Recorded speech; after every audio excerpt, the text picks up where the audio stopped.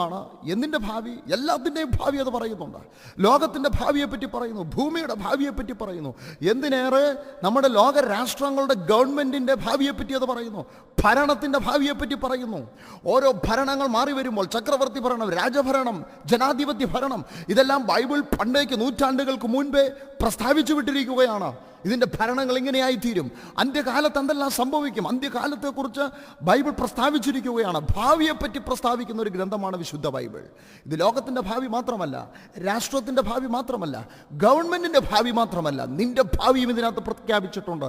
അല്ലെങ്കിൽ നമ്മുടെ ഓരോരുത്തരുടെയും വിധി ബൈബിളിൽ പ്രസ്താവിച്ചിട്ടുണ്ട്. 139 സങ്കീർത്തനം നമുക്ക് ആധാരമായിട്ടൊന്ന് ചിന്തിക്കുമ്പോൾ അവിടെ ഇങ്ങനെയാണ് സങ്കീർത്തനക്കാരൻ എഴുതിയിരിക്കുന്നത്. സങ്കീർത്തനക്കാരനായിരിക്കുന്ന ദാവീദ് 139 സങ്കീർത്തനം അതിൻ്റെ 15ഉം 16ഉം വാക്യങ്ങൾ വായിക്കുമ്പോൾ ഇങ്ങനെ കാണാം: ഞാൻ രഹസ്യത്തിൽ ഉണ്ടാക്കപ്പെടുകയും ഭൂമിയുടെ അധോഭാഗങ്ങളിൽ നിയമിക്കപ്പെടുകയും ചെയ്തപ്പോൾ എൻ്റെ അസ്ഥികൂടം നിനക്ക് മറവായിരുന്നില്ല.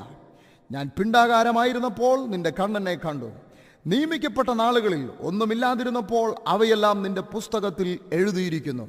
നോക്കുക, ഇവിടെ വേദപുസ്തകത്തിൽ എഴുതിയിരിക്കുകയാണ്, ഞാൻ പിണ്ടാകാരമായിരുന്നപ്പോൾ നിന്റെ കണ്ണെന്നെ കണ്ടു.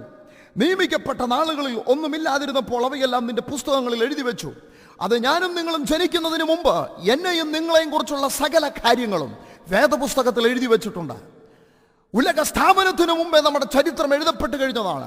ദൈവം നമ്മെക്കുറിച്ച്, നമ്മുടെ ജീവിതത്തെക്കുറിച്ച്, നമ്മുടെ അന്ത്യത്തെക്കുറിച്ച് ദൈവം എഴുതി കഴിഞ്ഞിരിക്കുന്ന കാര്യമാണ്. അതായത് നമ്മുടെ വിധി നിർണയിക്കപ്പെട്ടിരിക്കുകയാണ്. ദൈവം നമുക്ക് വേണ്ടി ഒരു വിധി അല്ലെങ്കിൽ ഒരു ഒരു ഒരു ഒരു ഒരു ചരിത്രം തന്നെ മെനഞ്ഞ് കഴിഞ്ഞിരിക്കുകയാണ്. യെരമ്യാ